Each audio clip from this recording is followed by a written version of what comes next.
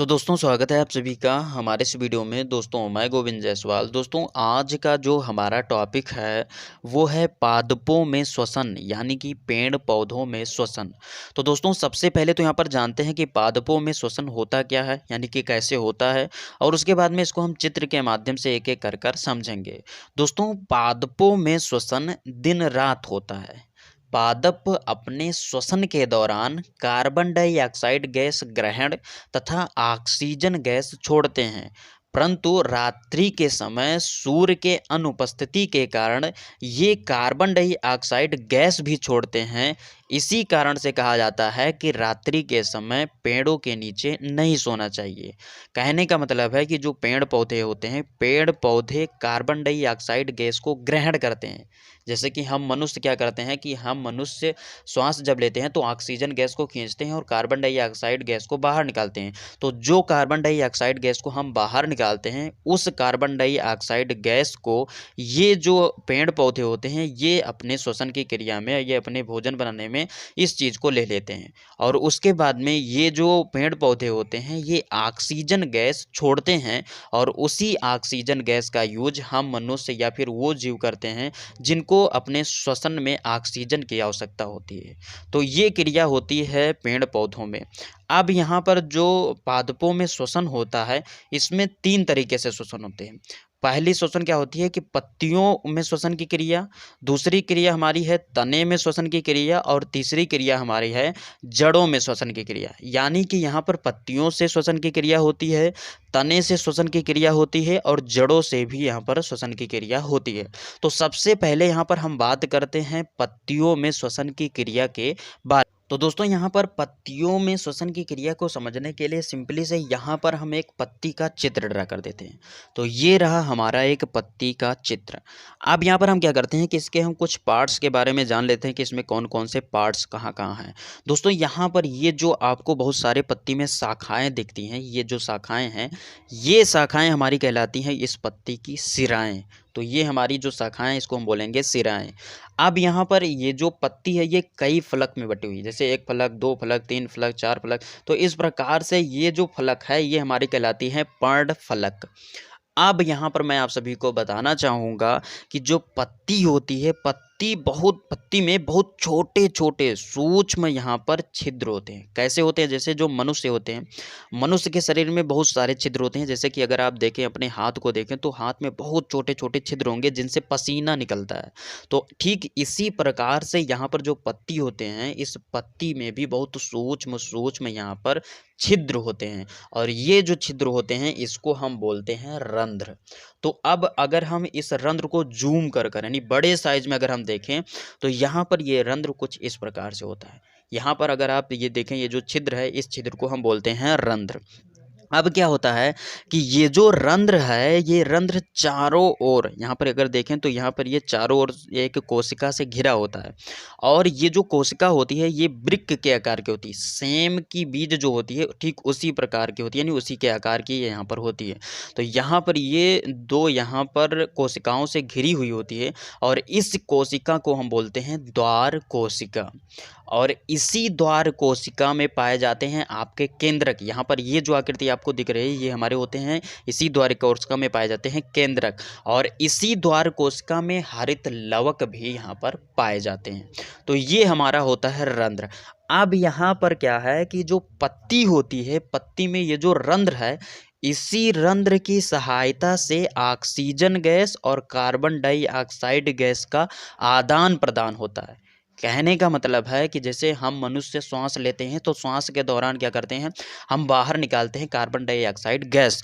तो ये जो कार्बन डाइऑक्साइड गैस निकला बाहर, इसको ये जो पत्ती होती है, पत्ती में जो रंध्र होता है, यानी कि ये जो रंध्र है, ये रंध्र की सहायता से पत्ती में ये कार्बन डाइऑक्साइड गैस प्रवेश करती है, और उसके बाद में ये उसके श्वसन क्रिया में भाग लेती है। और यहाँ पर ये जो रंध्र है, रंध्र से जो ऑक्सीजन गैस बाहर निकालता है पेड़। अब तो यहाँ पर पत्ती में जो रंध्र होती है, इसी रंध्र की सहायता से ये ऑक्सीजन गैस बाहर निकलती है।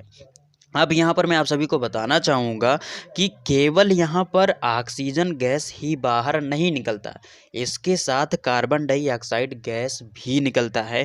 क्योंकि यहाँ पर क्या होता है कि ये जो कार्बन डाइऑक्साइड गैस पत्ती के अंदर जाता है, ये वहाँ पर इसका कार्य होता है भोजन बनाने में, श्वसन की क्रिया के दौरान ये भोजन बनाने में कार्य करता है। तो यहाँ पर क्या होता है कि जब कार्बन डाइऑक्साइड गया तो कार्बन डाइऑक्साइड की जितनी मात्रा की आवश्यकता होगी उस पत्ती में, उतने मात्रा तो यूज करेगा, बाकी जो वहाँ पर कार्बन डाइऑक्साइड जो है वो ज़्यादा मात्रा में जाएगा, वो कार्बन डाइऑक्साइड यहाँ पर बाहर हो जाता है। तो यहाँ पर ये ऑक्सीजन गैस और उसके बाद में कार्बन डाइऑक्साइड गैस को ये रंध्र की सहायता से बाहर भी करता है। अब यहाँ पर जो ऑक्सीजन गैस यहाँ से निकलती है, इस ऑक्सीजन गैस का यूज हम मनुष्य कर लेते हैं। तो ये क्रिया हमारी इस पत्ती में रंध्र की सहायता से होती है। अब यहाँ पर मैं आप सभी को बताना चाहूँगा कि दिन के समय क्या होता है। दिन के समय सूर्य निकलता है, तो सूर्य के निकलने पर क्या होता है कि जब कार्बन डाइऑक्साइड गैस को पत्ती अपने अंदर रंध्र की सहायता से लेती है, तो वहाँ पर सूर्य के प्रकाश की उपस्थिति में वो अपना भोजन बनाती है। तो उस भोजन बनाने में ये कार्बन डाइऑक्साइड गैस का यूज होता है। अब यहीं पर रात्रि के समय अगर हम बात करें, तो रात्रि के समय सूर्य के प्रकाश की अनुपस्थिति होती है, और इसी कारण से क्या होता है कि कार्बन डाइऑक्साइड गैस की जो मात्रा ये जो पत्ती है ये अपने अंदर जब खींचती है, तो यहाँ पर क्या होता है कि कार्बन डाइऑक्साइड की मात्रा का जो खपत होता है, यानी कि जो कार्य में जो ये कार्बन डाइऑक्साइड की मात्रा जो जितने ज़्यादा लेनी थी उतनी ज़्यादा नहीं ले पाती, क्योंकि वहाँ पर सूर्य के प्रकाश जो है वो अनुपस्थित होता है। तो इस कारण से क्या होता है कि रात्रि के समय ये जो कार्बन डाइऑक्साइड गैस है ये पेड़ों से अधिक मात्रा में बाहर निकलती है। तो इसी कारण से अभी हमने बताया कि पेड़ों के नीचे रात्रि के समय नहीं सोना चाहिए, क्योंकि यहाँ पर पेड़ पौधे क्या करते हैं कि रात्रि के समय कार्बन डाइऑक्साइड गैस की मात्रा छोड़ते हैं, यानी कि कार्बन डाइऑक्साइड गैस की मात्रा अधिक मात्रा में छोड़ते हैं। तो ये क्रिया होती है। अब यहाँ पर अगर हम इसको एक रिएक्शन द्वारा समझे तो यहाँ पर हम और अच्छे से समझ पाएंगे। अब दोस्तों यहाँ पर ये रहा हमारा एक रिएक्शन, और ये रिएक्शन यानी कि ये जो अब क्रिया है ये होती है हमारी पत्तियों में यानी पेड़ पौधों में, और ये रिएक्शन होती है प्रकाश संश्लेषण के दौरान, यानी कि जो भोजन बनाने के दौरान। यहाँ पर क्या होता है कि सबसे पहले तो आप ये जान लीजिए कि ये जो रिएक्शन है ये तभी होगा जब सूर्य के प्रकाश की उपस्थिति होगी, साथ में पर्णहरिम जो पाए जाते हैं पेड़ पौधों में वो उपस्थित होंगे तब। तो यहाँ पर अगर सूर्य अनुपस्थित है या कम मात्रा में सूर्य के प्रकाश मिल रही है तो वहाँ पर ये क्रिया धीमी गति से होती है।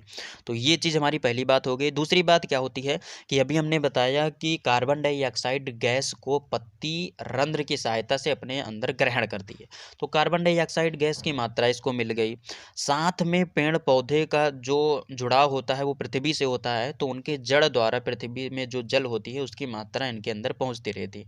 तो पेड़ पौधों में जल की मात्रा पाई जाती है। तो यहाँ पर कार्बन डाइऑक्साइड गैस और जल ये दोनों क्रिया करते हैं, और ये क्रिया करते हैं सूर्य के प्रकाश की उपस्थिति में, साथ में जो पेड़ पौधों में पाए जाते हैं पर्णहरिम इनकी उपस्थिति में। और जब ये क्रिया करते हैं तो ये बनाते हैं ग्लूकोज, जल और उसके बाद में ऑक्सीजन गैस, ये तीन चीज़ों में टूट जाते हैं। अब यहाँ पर मैं आप सभी को बताना चाहूँगा कि ये जो ग्लूकोज होता है, इस ग्लूकोज की सहायता से जो पेड़ को ऊर्जा की आवश्यकता होती है वो यहाँ पर पेड़ पौधों को मिल जाती है। पहली बात यानी ग्लूकोज का काम खत्म हुआ। बाद में यहाँ पर ये जो जल है, तो जल की आवश्यकता रहती है पेड़ को, तो जल में उपस्थित रहता है। साथ में यहाँ पर ये ऑक्सीजन गैस यहाँ पर मुक्त होता है यानी छोड़ता है। तो ये जो ऑक्सीजन गैस बनता है, ये ऑक्सीजन गैस पेड़ पौधा जो होता है ये बाहर निकाल देता है रंध्र द्वारा, और इसी ऑक्सीजन गैस का यूज हम मनुष्य या ऐसे जीव करते हैं जिनको अपने श्वसन की क्रिया में ऑक्सीजन गैस की आवश्यकता होती है। तो ये ऑक्सीजन का यूज हम कर लेते हैं। तो इस प्रकार से ये जो पत्तियों में श्वसन की क्रिया होती है इस प्रकार से यहाँ पर ये होती है। तो ये हमारा हो गया पत्तियों में श्वसन की क्रिया। अब हम बात करते हैं तने में श्वसन की क्रिया के बारे में। दोस्तों तना जो होता है, पेड़ों के जो तना होते हैं, तने में आप देखेंगे तो यहाँ पर बहुत छोटे छोटे छिद्र पाए जाते हैं यहाँ पर। तो ये जो छिद्र होते हैं इनको बोलते हैं वात छिद्र। तो बहुत सारे पेड़ पौधों में क्या होता है कि इस वात छिद्र से भी यहाँ पर ऑक्सीजन और कार्बन डाइऑक्साइड गैस का आदान प्रदान कर कर यहाँ पर श्वसन की क्रिया होती है।